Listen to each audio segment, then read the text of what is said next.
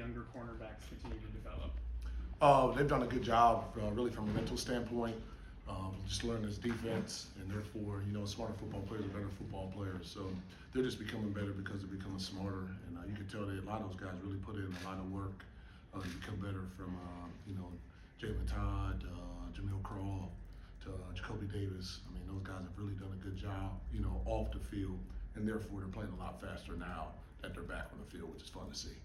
With your NFL background, Kobe and Melo both have NFL aspirations. What do you see from them that they need to improve to get to that point? Yeah, what they got to improve is just a lot of off the field habits, just from how they study the game. Not to say they don't study football, but just studying a little better, becoming a little better, so they can anticipate plays and not just guess on some plays. And there's a difference between anticipating and guessing. And so the more they can anticipate and kind of see the whole picture and let the game slow down to them, the more plays they're going to make. And they'll both admit that they left some plays out on the field, last year, even throughout all the many plays that they made. And so if they can just become a little better at the anticipation, it's going to make a lot more plays, it's going to make us better, and ultimately at the end of the day, it's going to make them better too. Because if they get better, then we all get better. What sort of jump have you seen from Jaylen Todd so far? Just a great jump. I know in the spring he was battling a shoulder injury, and now he's 100% healthy. And so now you get a chance to see the physical part that he wasn't able to show in the spring. He was able to show, to be able to backpedal, change directions, do all that good stuff. But now you're getting to see a guy go and really wrap someone up and knock them sideways or backwards, which is fun to see. And it might give us some position flexibility too as we continue to go along. How much is his body transformation with the weight, how much has that helped him adapt as just a true freshman? Number one, it's just helped him with confidence. You look at yourself in the mirror all greased up, and you look, you have 20 pounds on you. We all, right now, I know we wouldn't feel happy having 20 pounds, but when you're 18 and you put on 20 pounds of muscle, that really means a lot to you. So I think just from a confidence standpoint, he's feeling really good. And then, like I said, now when he puts his hands on people, they really feel 190 pounds hit him instead of 170, and that's a big difference. And so you can see that on the field. Like I said, he's able now to knock some guys sideways, backwards, and he still has gained speed even from that, which is really good too. So sky's the limit for him, which is a lot of fun.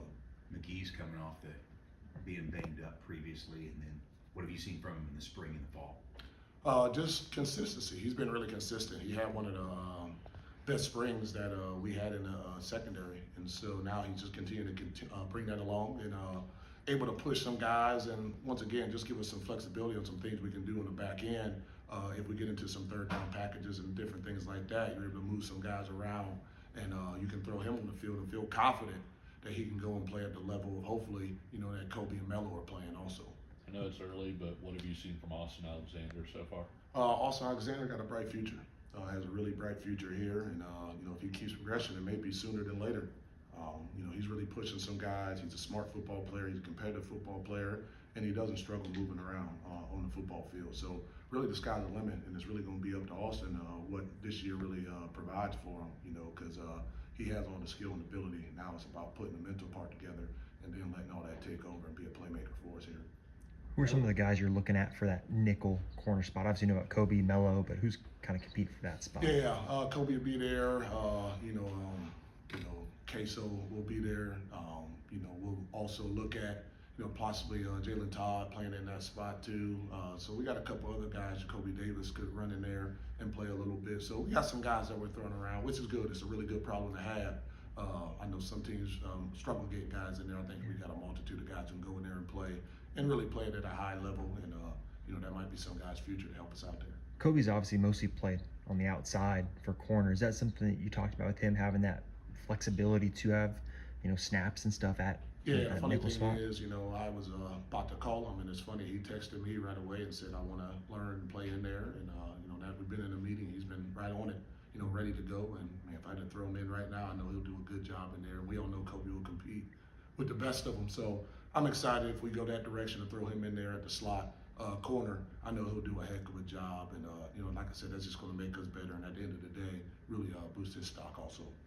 We've heard about you getting a chance to help out with some other position groups as well and make an impact there. Just how do you balance that with your own work with the cornerbacks as well? My past has been coaching the whole back end, so it's really nothing new. It's just something I've always done, and sometimes it's good just to have one voice in there so everybody can hear the same message and all be on the same page, because you really can't have any mistakes in the secondary. I think everybody in the stadium knows when the DBs mess up. So we got to do a good job of all being on the same page. I think all of us being in that meeting room really helps, and I think it goes to the trust that Coach Leipold and Coach Borland have in me to be able to coach that whole back end to the standard to which we play here at KU. Melo's talked about being more vocal leader and kind of growing in that regard. Have you seen a lot of growth from him? Yeah, I've seen a lot of growth from him, and it's in his own little way. He brings guys, in, talks to them, but he's done a great job of really helping these young guys out. And one of the big things we always talk about here at KU is leaving it better than we found it. And I know if he continue on the path he's doing about communicating with everybody, he's gonna leave it a lot better than he's found it, because he has a lot of wisdom to share. So it's always good when those guys like him and Kobe and like I said, Kobe, OJ, those guys got a lot of wisdom to share, because they got some scars and they got some rewards too. So sharing that with the guys is really important. So it's fun to see those guys grow. It's less talking I got to do, less losing my voice. Jamal is someone that Coach Leipold brought up a lot during the spring. Just what have you seen from him kind of through the first couple of practices? Jamal's done a great job. For Jamal, it's always about attitude. It's never about skill. And I think he's learning how to have a great attitude and choosing a great attitude. And as a result, his play has become better. And so if he can continue on that path, he's another guy who's fighting to help us. And the fun thing about the secondary room this year is that there's tons of competition. And I know we got our big dogs playing, but there's a lot of guys behind them trying to fight and be ready. If God forbid something happens, we can go, or give us a multiple package too. So Jamal's right in that fight with everybody else. I love how competitive he is. There's not too many guys who's more competitive than him and wants to do it right.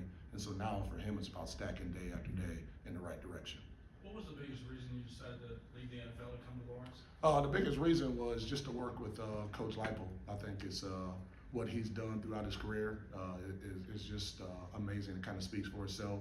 So when you get an opportunity to kind of work with a guy like that and get to learn from him, I think that's really important. I've been very fortunate throughout my career to work with guys like Matt Campbell, who's a tremendous leader, tremendous head coach, Nick Sirianni, who's a tremendous coach for the Philadelphia Eagles. So get to learn from them. And then, even early in my career, I learned from a guy named Lou Tepper, who was a Big Ten coach and a coach for a very long time and a great defensive mind. So I've been very fortunate. And I think when these opportunities come up to work with guys who have so much wisdom and know how to win and know how to lead young men, I think that's a great opportunity that you always got to jump at. And me and my family thought it was the best thing for us to come here and continue to learn and continue to progress. And it's also good to be here and help and coach a whole secondary and go from there. With the way, go ahead. What do you think about the experience of practicing at Children's Mercy Park on Friday? I think that's priceless. I think it is to go there, kind of see the atmosphere. I think you don't want to go into a situation for the first time and be caught up in the lights and the oohs and ahs. You want to get that all out of the way. And so I think that's very good. Just a change of stimulus is always good for guys. We probably didn't respond the way that we should have in the practice, but that's a lesson learned. You rather bleed in battle than die in the war. And, it was something that we had to learn. And now we can go out when we play in the game and put our best foot forward and go out and play good against Lindenwood. With the way people spread things out offensively, you have to have versatility and cover skills, kind of all over the place. How much of a benefit is it to have guys who have the body types like Jaylen Todd, like Jameel Croft, who can kind of play different spots around the secondary, or if you have to move them around or whatever you can? Oh, it's very priceless. Like you said, so many teams spread this field out, so it's a lot of field to cover there. So when you got body types that are long, athletic, like you said, like chess pieces that you can move all over the board, I think that's really important. I think, like I said, we have that this year with, like you said, guys like Jaylen Todd, or guys like that. Jamal, can do that. Even Austin Alexander can do some things like that where they can move around. I think we can start to make offenses think a little bit more and wonder what we're in, and at the same time be able to match up man to man and cover these guys and get real sticky and tight and try to make these quarterbacks hit some tight windows. Does Andre have kind of an interesting skill set in terms of maybe being, a little bit thicker guy that you can put in that slot, can give you some things in run support and whatever else? Yeah, Dre's been really impressive just from a mental standpoint too. He's very mature beyond his years, and you love those type of guys, because they can get on the field early and they won't be shocked by, power forward competition at all. And so like you said, with that thick body he has, you like him in the run game. He can sustain in there, get off blocks and different things like that. But one thing I really like about Dre is that he really loves special teams. And so, when you looked at his highlight tape and his game tape, he was a returner and different things like that. And that hasn't fallen off at all since he's been here. He's done a good job of getting back there, returning kicks. So I think he's going to help us there first. And then, if we need him to go in there with a thick body inside, he's going to be able to do that too. Like I said, we got tons of versatility here on the inside, in the back end, which is really good, really exciting. A lot of competition. Competition brings out the best in you. And so I like to see these guys bringing their best foot forward because they can't take a day off, which is good. Austin was a good kick returner too. Any other DBs working at the return spots or whatever? Yeah, naturally Kobe's back there too. Yeah. And then Jacoby Davis. He has some cat quickness that can go back there. And so, like I tell those guys, man, in order for us to be great on special teams, those guys in the DB room, they have to be a critical part in it. And so that's what they're doing. And then, even if their future, they want to play in the NFL, man, that's what we're going to do. We're going to have to play on special teams and be an impact there in order to be great, at any level. So I'm excited about what our guys are doing on the back end and on special teams. Obviously, it was on Sundays, not Saturdays, but what do you remember about going to Arrowhead Stadium? The atmosphere. I remember that chomp they keep doing, which is good. We ended up winning the game, so we didn't hear it as much as we could have. But it's a great atmosphere. It's one of the few NFL stadiums that's like a college atmosphere, which is fun. And it's going to be exciting for our guys to go down there and play. And I know, the KU alums, they're all going to show up. Our fans are going to show up, which would be really nice. And we got some exciting games down there too. But at the end of the year, at the end of the day, it's just football, and the field is just the same as it is out here. So there's really no difference except for the hashes and numbers. But the field is just as long and just as wide. So our guys just got to go play ball and not get excited about all the lights and the glam of playing at Arrowhead. Anything else for Coach?